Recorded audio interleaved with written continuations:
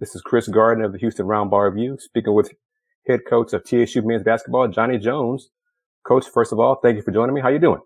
Chris, I'm doing great. Excited that we're only about a week away from being able to throw it up and having basketball games, and seem like time has passed pretty quick, but it's an exciting time of the year for us.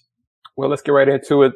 How's practice gone so far? How does your team look health-wise, and seniors, juniors, all that kind of stuff?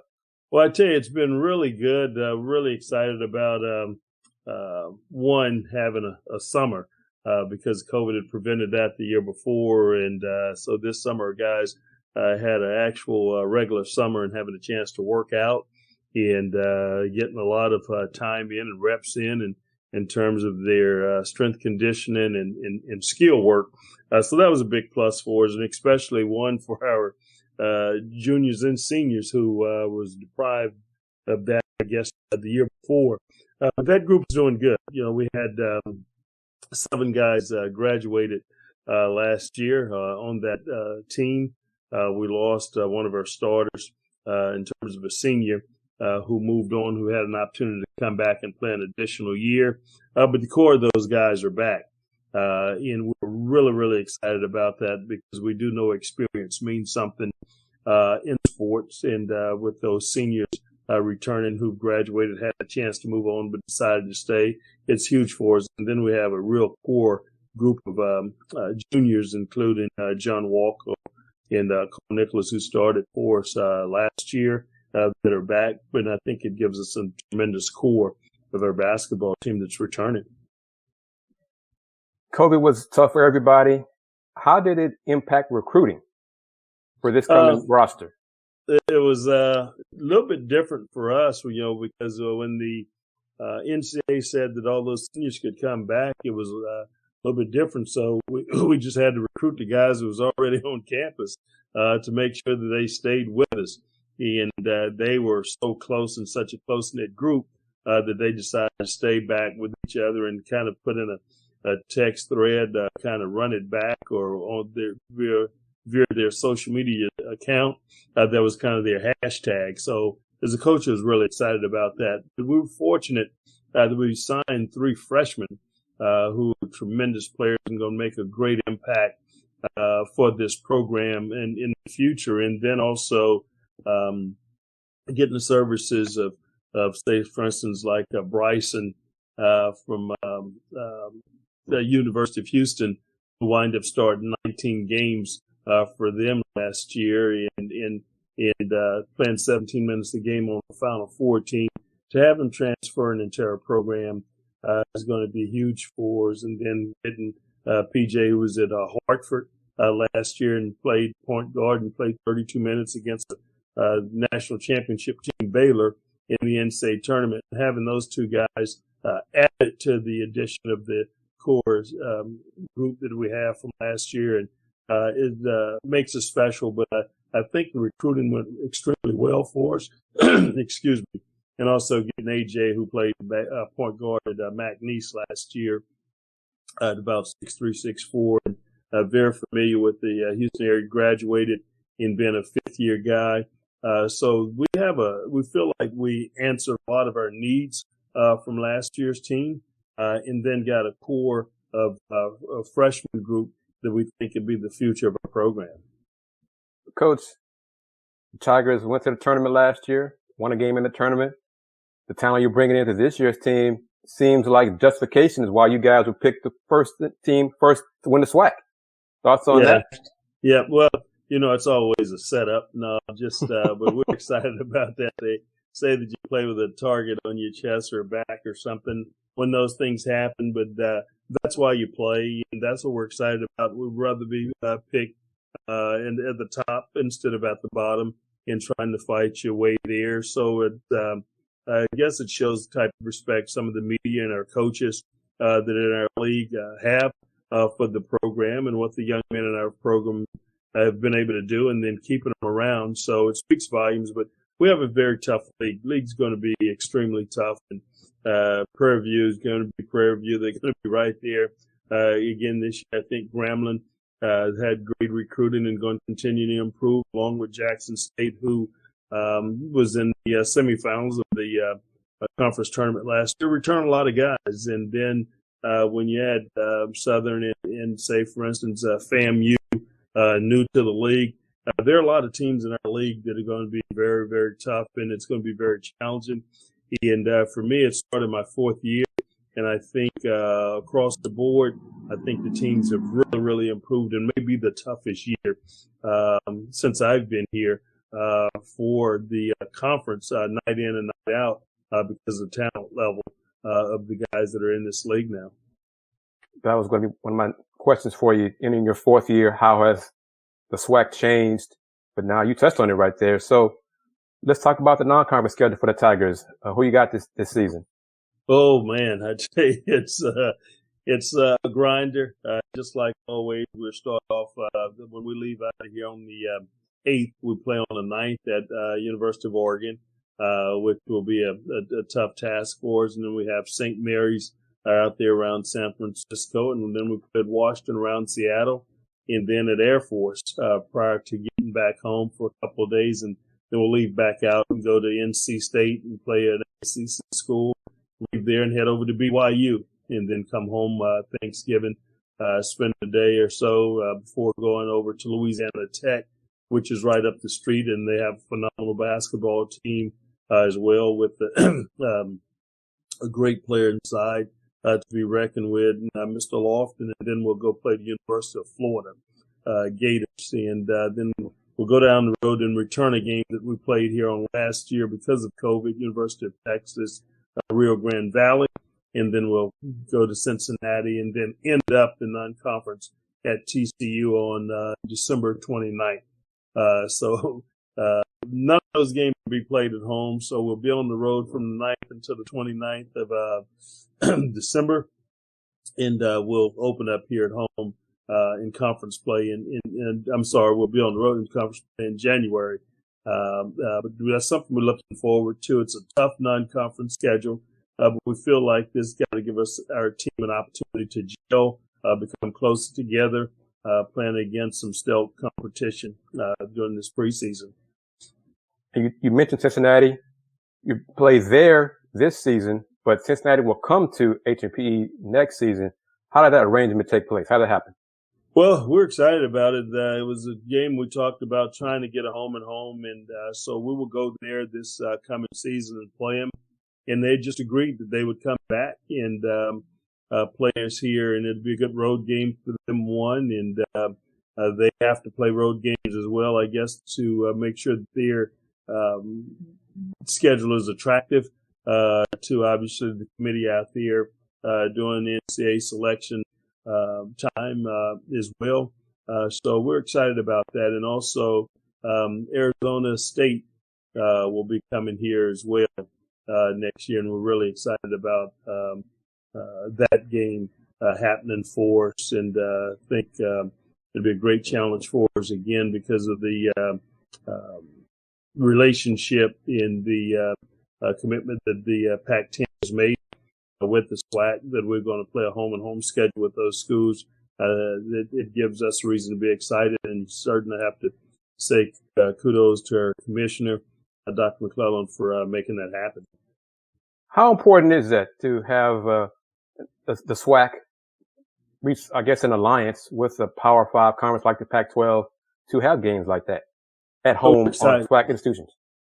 We're excited, and I think it's going to grow. I think we, our commissioner, will be able to reach out to some other schools. We've got some really good schools and in our conference one, and some nice arenas as well. And it's going to certainly shine a bright light into our programs, and people have an opportunity to see firsthand how our teams compete, and then having a chance to have some of those teams at home. It's certainly going to help, hopefully, our season ticket sales, one, and create an environment and excitement for our fan base to have an opponent outside of one of our really good conference schools, having a good school from one of the Power 5 schools coming into your arena. It's going to be exciting for our fan base as well. Go back to the non-conference What is your rationale in who you schedule? Is it based on relationships? Is it based on net rankings from a previous season? How do you put it together? Well, one, we just have to try and get games, because they're guarantees, and obviously we get paid to travel and play those games. But we want to play a very competitive schedule as well. And so we will reach out to every conference and practically every school trying to get an opportunity to take our basketball team in that environment. Our players love it. The guys that we bring into the program, they love playing a very challenging and tough schedule. And at the end of the day, there's no exact science to it. We call and reach out and somebody say, yes, but we certainly try to do it in terms of the geography of our schedule. If we got out on the West Coast, we want to stay there and try and get those games in and not just be going back and forth. And that's what we would do on the front end of the schedule. And periodically we'll get east and go play there as well. But we're excited about it. We're hopeful that we can get more games more centrally located and hopefully because of the SEC and the Big 12 that we can hopefully play more teams in our area. One, because our fans will have an opportunity to go to some of those games as well and be able to attend them. And then it's an easy trip for us as well. You were recently named the chair of the SWAC Coaches. What does that mean? What does the role entail? And did you nominate yourself for it, or were you chosen for it, or you decided you wanted to take on that challenge, or more on your plate? How did that work? But no, I certainly don't need any extra work. So I wasn't nominating myself, but the chair was rolling over and they needed, we had to vote on a new chairperson at the time. And we were on a Zoom call, and the guys that are in the league, the coaches, just started when it was open, the floor was open. They said I was going to do it, so I didn't get a chance to turn it down or vote. They just said they were choosing me to do it and wanted me to take it. And so I certainly opened up and was welcoming and willing to do that because I want to do anything that I can to help continue to move this league forward, to try and help all the coaches in this league in any way. And it's just about disseminating information to those guys as it come out. I'm on the NABC board committee as well. It's 32 coaches that are on there from around the country. I'm fortunate enough to be one of those guys. And when information comes in from the NABC, National Association of Basketball Coaches, I forward that information on to the coaches in our conference as well, and then try to periodically have Zoom calls. So if there are any questions or anything that we can bounce off of each other and try to answer those questions or whatever to try and help each other so this league can be looked at in a positive light and be very positive. And when you've got an innovative commissioner like Dr. McClelland that you can kind of work side by side with, it means a lot, and it certainly helps. So I was elated to be chosen to be the chair for the coaches for the next 2 years. Have you become a Zoom expert? I tell you, through the pandemic, we did a lot of Zoom calls and stuff and meetings with our team when we couldn't be face to face or we really couldn't meet with each other. And I'm very good technical about getting on Zoom. I still don't know how to set one up yet. But I do know how to get on and all those things. And I tell you, it's amazing technology and how it works and those things. And never knew that you'd be able to be engaged like that in regardless of where someone else is in the country, to be able to interact that way. So we're excited about it, and it's certainly been beneficial to us throughout this time. Without getting into any specific details, word got out, you guys had a scrimmage a few days ago. Mm-hmm. What do you and the staff look for in a scrimmage, and what did it accomplish? Were you satisfied with what you saw and areas to improve? Yep. So anytime We had finished up our year. Thought we had a really good year last year, and getting in the NCAA tournament, winning a game, and then you have the off season, and then you have your core of guys back, and you have your nucleus of guys that are coming in from recruiting. And so when you have a chance to meet during the summer when school starts, and we get playing in August, and you're getting close to the season, you practice and you're beating up on each other, and you have an opportunity to play an outside opponent. You really want to see how these new guys are going to gel. You look at practice, and is it fool's gold, or you're just excited about what transpired from last year? So you're looking for how well you're going to be able to execute, how these guys are going to play in a little bit different environment against another opponent, someone that they don't know, not familiar, is familiar with their offensive sets or the skills, and now you've got to go out there and play and read and react to really what they're doing. I was pleased as a coach, and I told the guys it was probably one of the better scrimmages that I've been a part of during my coaching time, because of how the guys went out and played. And it was almost like they didn't really miss a beat really from last year. It was like a carryover in like a long layoff that we had. So I was really pleased with the activity of our team offensively and defensively, in just how quick they were able to pick things up from the beginning of the year, and especially the new guys coming in, how quick they were to really relate to what we were doing on the offensive and defensive end of the floor as well. Do you have in your mind already a number of players you plan to play game in, game out? Would it be a 9-man rotation, 10, maybe even more? Yeah, it could be a little bit. You generally, you rest around with 7, 8 guys, and you kind of lock into them. We could play, 10, 11 guys possibly this coming year with comfortably. And we'll have to certainly play a little bit different because when you're playing that number of guys, you have to make sure that you're getting them in the mix, and everybody's playing a certain way. So you're not sitting back there on your heels and allowing other teams to dictate to you. So we feel like we have more depth this year than we did a year ago. And because of the addition of some of the guys that transferred in, and it lends us reasons to really be excited about that. You've mentioned his name a few times in our discussion. What has Dr. McClelland, how has he transformed the SWAC in his time since you've been at TSU? Well, it's been amazing. He's the person who hired me and brought me into TSU. And when I got word that he was leaving, I was so disappointed because of all the positive things that were happening here at TSU as well. And a lot of those things were generated because of him, the coaches he was bringing in, and the excitement that he had really around the program. But at the same time, he took another step in not only trying to help a place like Texas Southern continue to grow, but a league at the same time. And he's been able to do that. You see guys, say, for instance, like Deion Sanders coming into Jackson. Those things just don't happen. I think you have to have some leadership from the top, and the conference office is the top of leadership. And when you look at the direction that this conference is going, people are really opening up, and you bring 2 teams in, Bethune-Cookman, Florida A&M.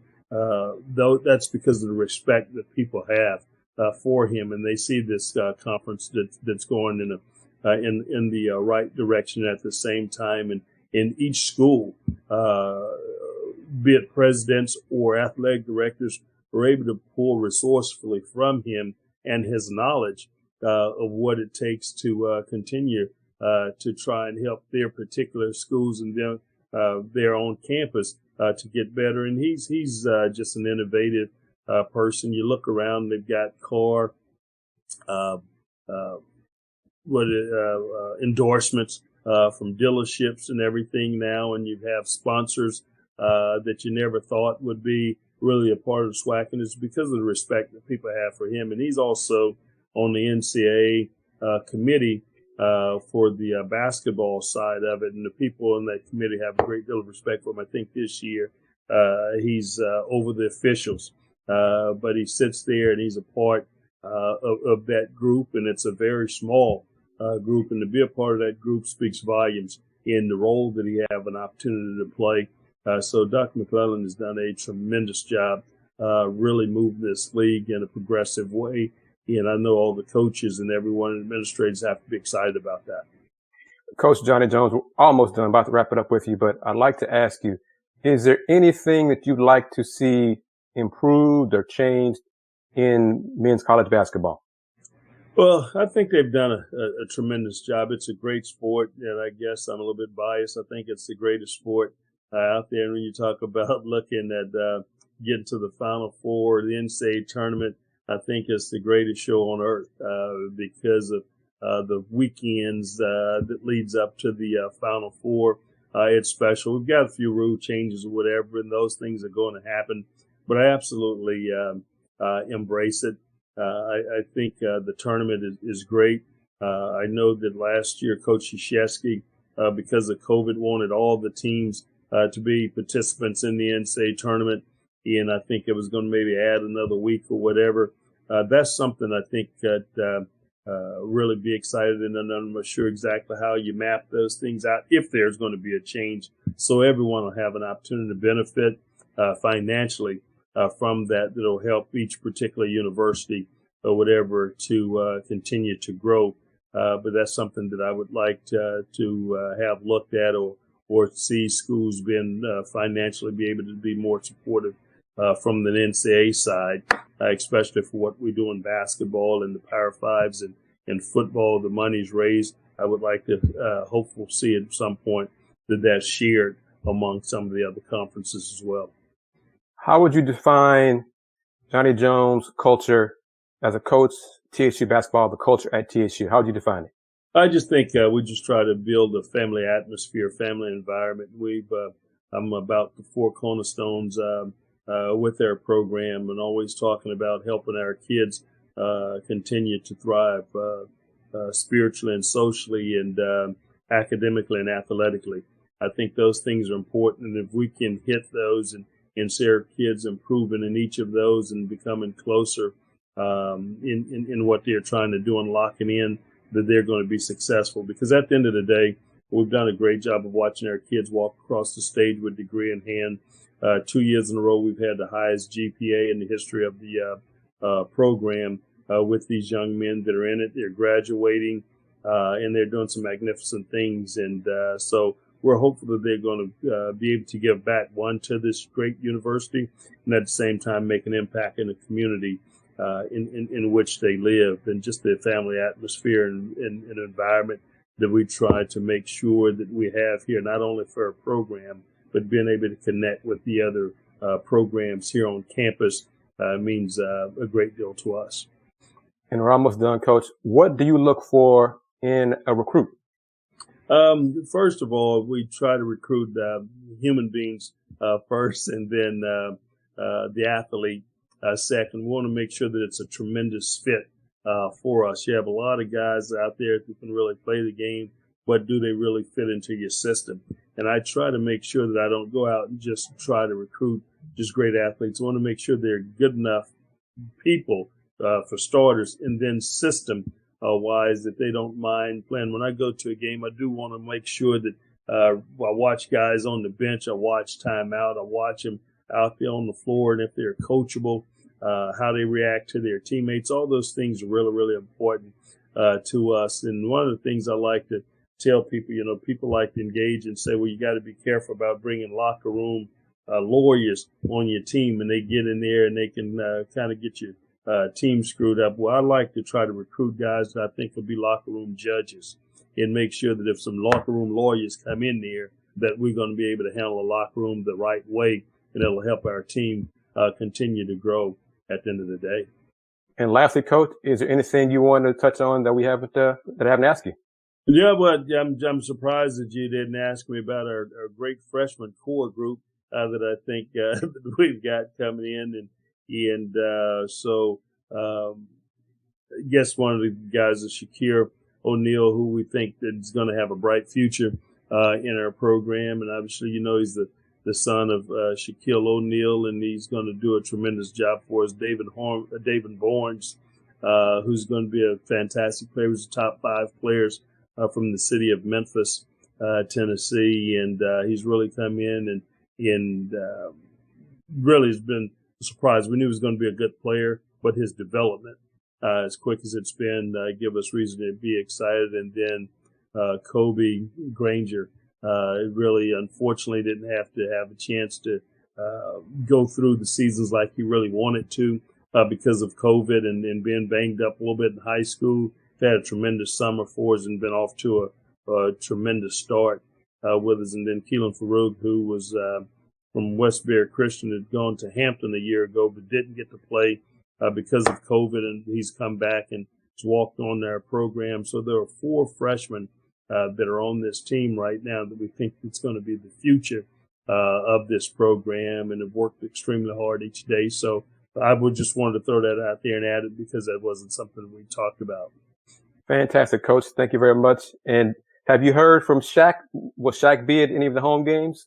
Well, I'm sure he will. You know, with his daughter being on our women's basketball team, and then his son being with their men's team. And so we're not going to have any home games, probably until January. And he's very supportive of his kids. And obviously having one there at LSU, and he can frequently be seen at those games at LSU in terms of support of his son, with his schedule so demanding because of the TNT job that he have and doing the NBA stuff. He always find time to go and be supportive of his kids. And yes, we still keep in touch, and even prior to his kids coming here and recruiting them, but we've always kept in touch. We've put on golf tournaments and things together over the years, and so just from my days of having and been blessed to coach him as an assistant coach and developing that relationship, it's meant something. And it's amazing how he hasn't changed much in terms of just who the person he is, and how given and how open he is. And so we're looking forward to continuing that relationship and watching his kids grow through our program. Thank you very much, Coach Jones. And I'm not trying to put you on the spot, but I enjoyed it a lot. So if possible, at some point during the season, if we can do it 1 or 2 more times, I'd appreciate it. I'd be very disappointed if we don't, and I'm going to put you on the spot and make sure that we do get an opportunity to do it a couple more times throughout the year, okay? And Thank Chris, you very much, thanks Coach. so much time. I appreciate you. Thank you so much for your time, and go Tigers. Thank you, Coach. You take care. You too. Bye-bye. Bye-bye.